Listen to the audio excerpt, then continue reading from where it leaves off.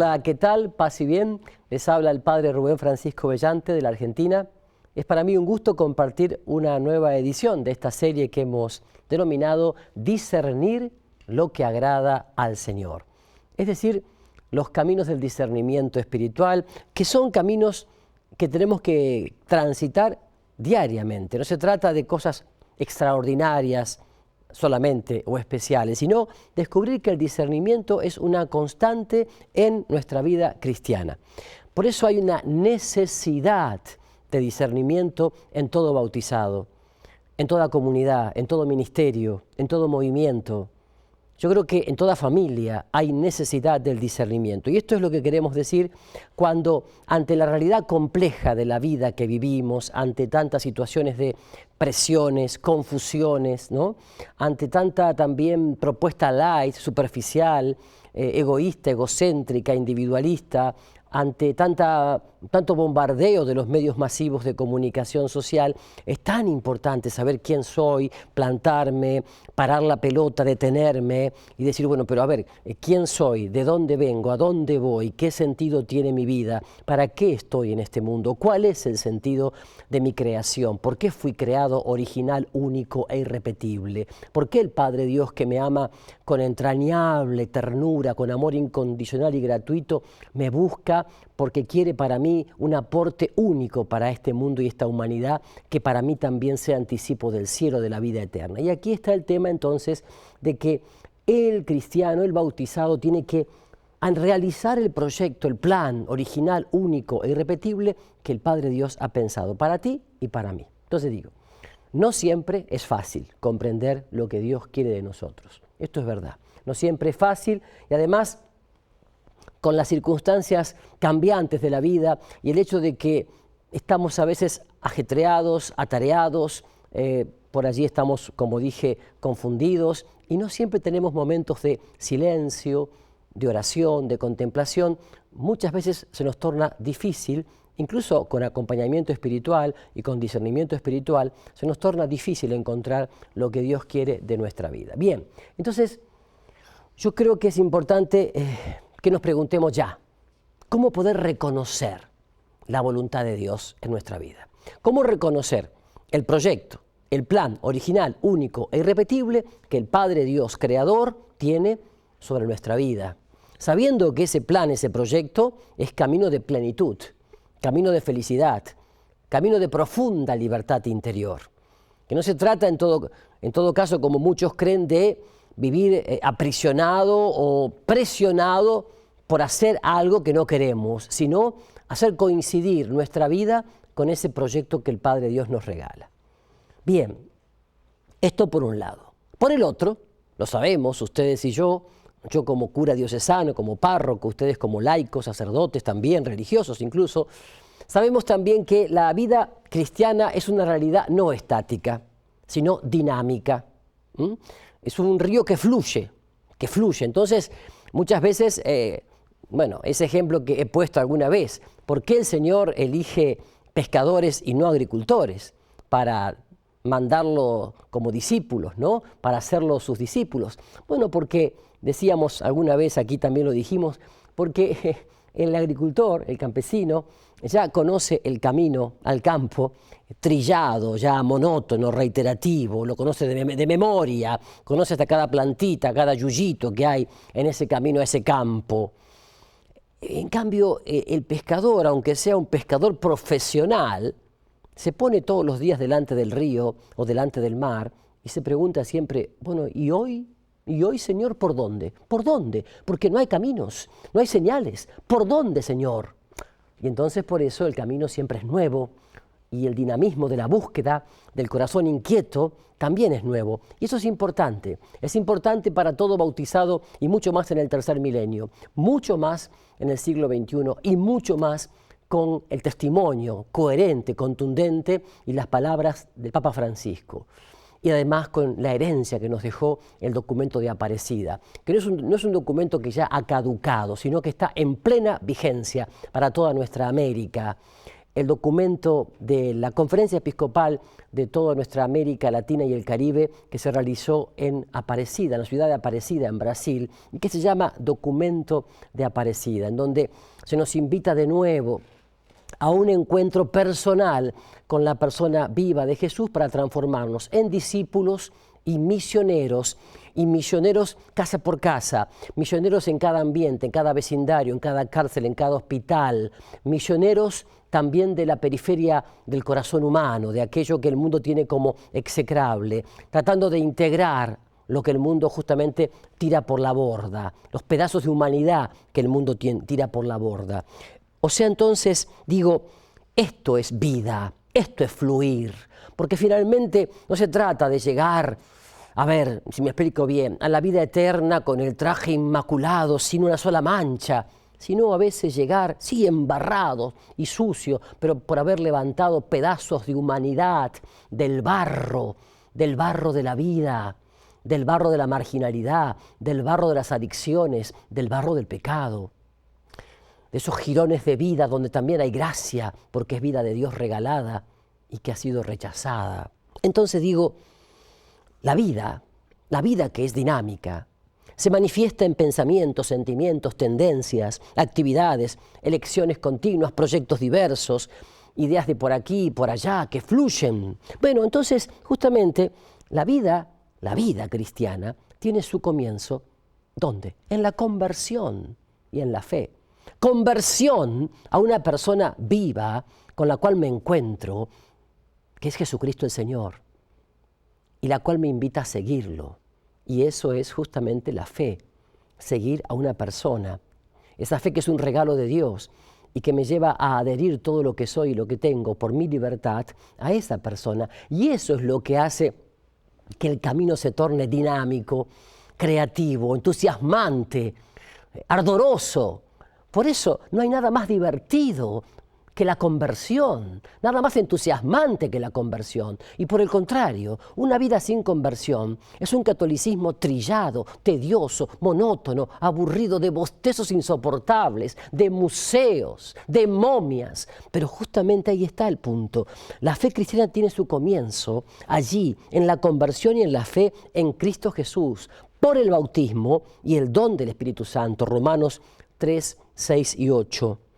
El ser humano ha pasado de las tinieblas a la luz, ha muerto al pecado y ha resucitado a la vida nueva en Cristo Jesús y en la comunidad iglesia, porque la iglesia es eso, es la reunión, la asamblea de todos los bautizados, o sea, de todos los que se han encontrado con Cristo Jesús vivo, resucitado, y los siguen como discípulo al único maestro, a aquel que los ha enamorado, que los ha seducido, que los ha mirado, y los ha convocado a vivir juntos. Eso es la iglesia. Entonces, bueno, al tener el cristiano, el bautizado, una razón para vivir, al ser ya un varón nuevo, una mujer nueva, como hijo de la luz, no de las tinieblas ni de las sombras, entonces comienza a buscar cada día una razón para crecer, porque no puede quedarse estático. Entonces comienza a buscar en ese crecer un discernimiento, y es lo que estamos diciendo. ¿Por qué? Porque pone en ejercicio las tres virtudes teologales. La fe, dijimos recién, la esperanza, que justamente lo lleva a confiar en las promesas de Jesús, y la caridad, que hace ya presente en el aquí y ahora a ese Cristo vivo, y Él lo hace presente por las obras y el compromiso concreto, que lleva a su fe a encarnarse. Bien. Qué lindo que es esto, ¿no? Y también la vida interior del cristiano, del bautizado, es compleja. ¿Quién lo duda? Por supuesto que es compleja, porque el espíritu del mal puede tironear, puede estar en él, pero confiemos en que realmente Jesucristo el Señor, por su sangre derramada en la cruz, ha tomado posesión de todo nuestro ser, inteligencia, voluntad, cuerpo, alma y espíritu, y que en la medida que estemos unidos sinceramente, honestamente a Jesucristo, el espíritu del mal se alejará. Y esto es importante, yo creo que, y lo digo también con convicción, ¿no? Hay que anunciar fuertemente a Jesucristo el Señor, no estar pensando tanto en el espíritu del mal, ni tampoco hablar tanto del enemigo. Hay que anunciar a Jesucristo y el enemigo se pone en carrera, ¿no? Esto es fundamental. Entonces digo, a ver, nosotros también hacemos esta experiencia de la opción fundamental por Cristo, aún en medio de las luchas cotidianas, porque bien sabemos que el Señor nos ha regalado una fe que se vive, se experimenta y crece aún en medio de las tormentas. O sea, no es, nuestra fe cristiana, nuestro seguimiento de Jesús no es una especie de nube de escapatoria, sino que es vivir en el trajín de lo cotidiano un seguimiento que implica muchas veces dificultades, incomprensiones, caídas, levantadas. Por eso se dice vivir la fe en medio de las tormentas, de las dificultades, pero conservando la paz, conservando esa convicción de que es el Señor quien llama, quien invita y a quien seguimos. Esto nos ayuda mucho en el camino de todos los días. A veces la acción del poder del mal es muy sutil, porque como digo siempre, si el demonio se presentaría tan feo como es, ninguno lo seguiría. Pero el demonio se presenta siempre muy atractivo, muy sutil, así como si fuera un actor de Hollywood, una cosa así. No quiero decir esto que sea el actor de Hollywood, sino que digo que se presenta atractivo, atrayente, por decirlo de alguna manera, sutilmente, y propone obras y actitudes buenas en sí mismas, pero con el fin de inducir a consecuencias malas. ¿Me explico? O sea, hace apreciar la libertad, pero para abusar de ella. Hace apreciar la libertad, pero para abusar de ella. En ese estilo muy común que se escucha, bueno, yo soy libre, yo soy libre, hago lo que se me canta, hago lo que quiero, hago lo que siento, porque yo soy libre, porque la libertad me hace libre, así que bueno, y si no lo siento, no lo hago, y si lo siento, lo hago, y si me gusta, lo hago, y si no me gusta, no lo hago. Cosas así que se escuchan a menudo en una eterna adolescencia, en un infantilismo religioso que no parece tener fin. Bueno, justamente porque sutilmente entonces, digo, el mal espíritu propone obras y actitudes buenas en sí mismas, lo reitero, pero con el fin de inducir a consecuencias malas. Hace apreciar la libertad, pero para abusar de ella. Sugiere incluso penitencias exageradas, invita a utilizar los dones de Dios para su propia vanagloria, etcétera, etcétera. Bueno, la historia nos ofrece muchos ejemplos de esto, así que no hace falta que yo abunde demasiado, pero digo, en realidad, no es siempre fácil distinguir en los impulsos del Espíritu Santo y los impulsos del mal espíritu, y por eso hay que estar muy atento, y sobre todo hay que estar vigilante y atento con esos tres caminos maravillosos que son la oración sincera, fervorosa, prolongada, el ayuno, ¿no es cierto? Y también las obras de misericordia, tanto corporales como espirituales. La primera carta de Juan 4:6 ya nos pone en preaviso de que esto no es fácil, pero tampoco hay que desalentarse, hay que seguir adelante confiando en que el Espíritu Santo nos asiste. Entonces, tenemos que tomar en cuenta otra cosa, que no todos los signos del tiempo son la voz del Espíritu de Dios. Esto también. Creo que en el programa anterior decíamos que el Papa, ahora San Juan XXIII, nos había hablado de saber escrutar los signos de los tiempos en la Iglesia. Y eso es maravilloso, y creo que tenemos que seguir escrutando los signos de los tiempos. Pero, digámoslo, no todos los signos de los tiempos son la voz del Espíritu de Dios. El mundo es un campo en el cual el enemigo siembra la cizaña en medio del buen trigo. Así que muchas veces habrá que esperar que madure para saber realmente lo que es buen trigo de lo que es cizaña, yuyo, maleza, que hay que arrancar y tirar. Más bien hoy la presencia del mal en el mundo se ha hecho más audaz, más penetrante. Existe una mentalidad, un clima negativo que tiende y arrastra al mal, ¿no? Y a menudo el mal se presenta bajo las apariencias del bien. Es como aquel refrán que dice que aunque la mona se vista de seda, mona queda. Y el enemigo, como San Pablo dice, se disfraza de ángel de luz e insinúa pensamientos y obras buenas en apariencia, pero que luego se vuelve espiritualmente nefasta. 2 Corintios 11:14. Entonces, ante esto que el apóstol Pablo nos pone en preaviso, ¿no? nos pone como en alerta, ¿qué podríamos hacer? ¿Qué actitud podríamos tomar? Me parece que la actitud fundamental del cristiano es la sencillez de corazón, la simplicidad de corazón, la honestidad, la transparencia, ¿no? Y junto con eso, bueno, la infancia espiritual y la confianza, por ende. Esto me parece interesante. Por todos estos motivos, es muy importante estar vigilante con los ojos abiertos para discernir cuál es la voluntad de Dios, lo bueno, lo agradable, lo perfecto, como también San Pablo dice en Romanos 12:2. Además, está siempre disponible la crítica al enfrentamiento y a la lucha. Efesios 5, del 9 al 10. Atención, cuando digo está siempre disponible a la crítica, el discípulo, me estoy refiriendo a una actitud crítica, no a criticar todo, sino esa actitud que lleva a estar con los ojos abiertos para distinguir por dónde viene el buen espíritu y por dónde viene el mal espíritu. Esto es crítica, ¿no? No criticar todo, sino una actitud crítica ante la realidad. Tampoco avinagrada, no se trata de eso, sino siempre alegre, con una buena disposición de libertad interior, siempre alegre, pero fundamentalmente, digo, alerta. Esto sería alerta. Bueno, y otra cosa importante, junto con esto, es el comportamiento. Debe estar siempre, del comportamiento de un discípulo, ¿no? De un bautizado, debe estar siempre comprobado a diario, informado por el concepto de prueba y de discernimiento. Prueba y discernimiento. ¿Qué significa esto?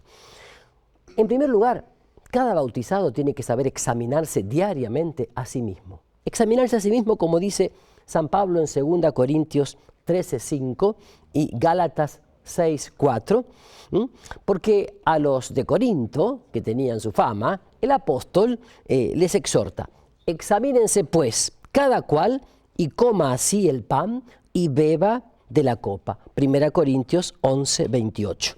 ¿Qué quiere decir esto?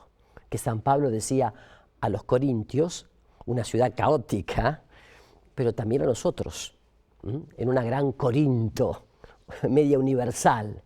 Nos quiere decir que el encuentro con Cristo no se puede realizar, no se debe realizar en el desorden, en la indisciplina, en la falta de discernimiento, en el caos, en el atolondre, no. Entonces, hay que preguntar, ¿lo que estoy viviendo, lo que estoy haciendo, está conforme al plan de Dios? ¿Está conforme a la voluntad de Dios? ¿Es agradable a Dios? ¿Sí o no?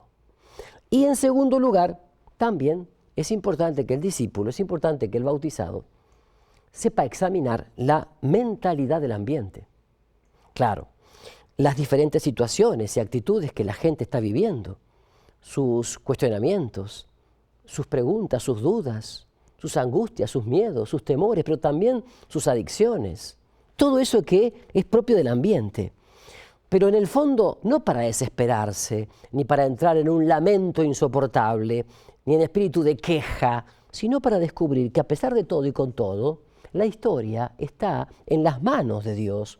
Lucas 12:56. Entonces, la conducta del discípulo, del bautizado, está regulada siempre por esta norma: examínenlo todo y quédense con lo bueno. Examínenlo todo y quédense con lo bueno. 1 Tesalonicenses 5:21. O sea, no se fíen de cualquier espíritu, sino examinen si los espíritus vienen o no de Dios. Eso es 1 de Juan 4:1. Bueno, entonces todo esto, lo que estoy diciendo, está comportando, se nota, ¿no? Un esfuerzo, un combate. Sí, a ver, un esfuerzo, porque la palabra esfuerzo se dice ascesis, ¿no?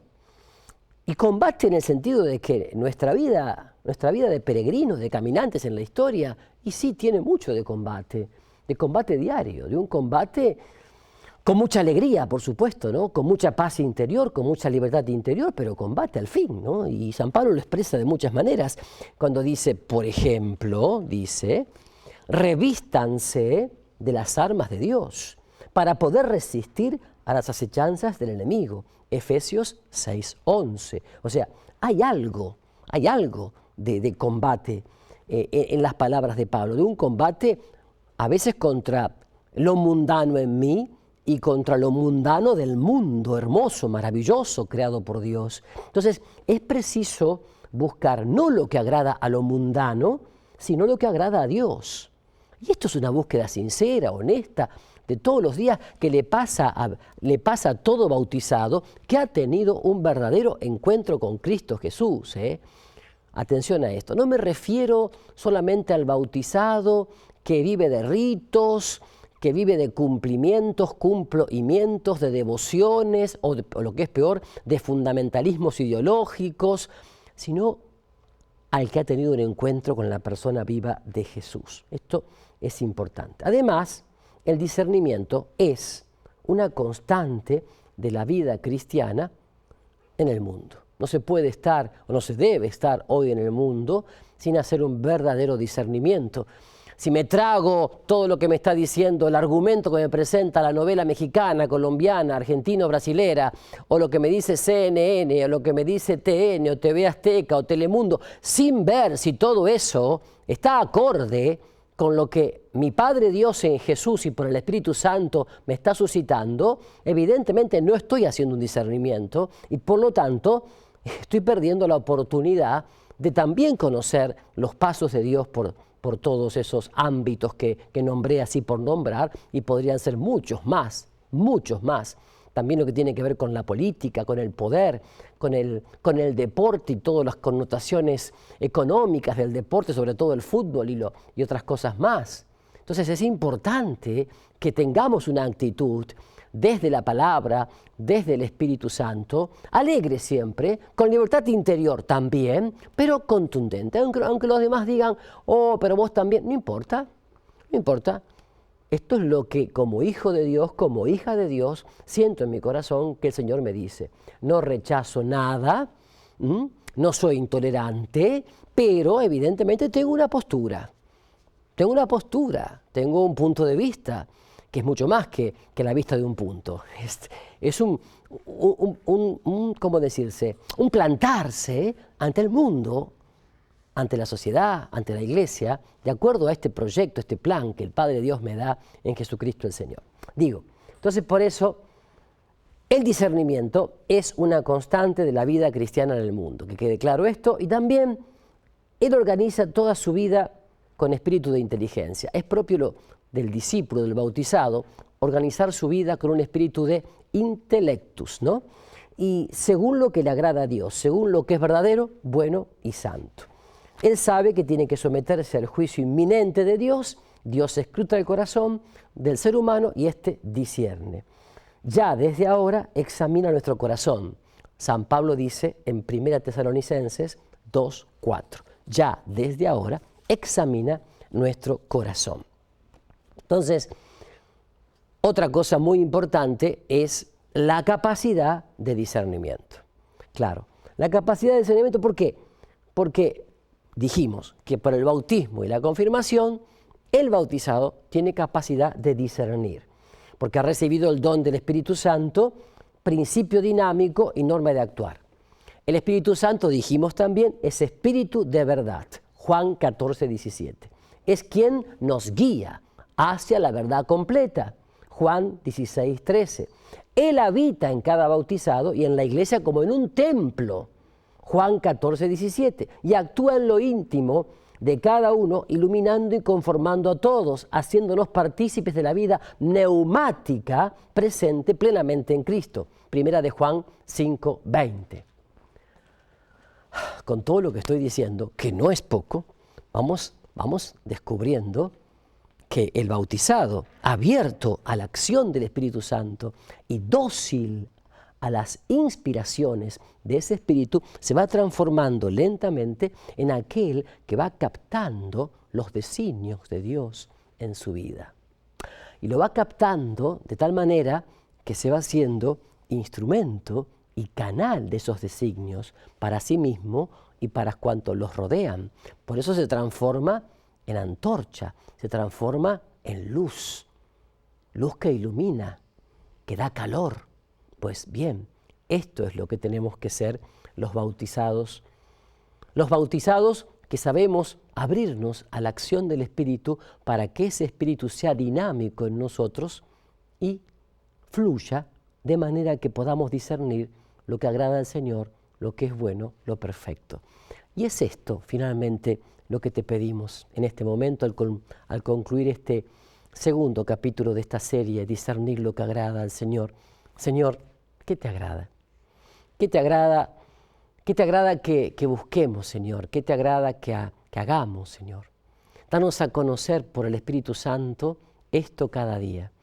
Que al levantarnos cada mañana podamos decir, ven Espíritu Santo a mi vida, a mostrarme qué es lo que quiere el Padre Dios en Jesús en este día concreto en mi vida. Todo lo que voy a encontrarme en este día, mi agenda de trabajo, las noticias en el periódico, en la televisión o en la radio, la gente con la cual me voy a encontrar en mi casa, en el trabajo, en la escuela, en la calle, en el ministerio, mis actividades apostólicas, que todo, Señor, esté tocado por la presencia de tu Espíritu, de manera que en todo pueda descubrir yo, Señor, el camino a seguir, como descubrir qué debo decir, qué debo hacer, cómo debo mirar, cómo debo actuar en cada cosa y ante cada persona.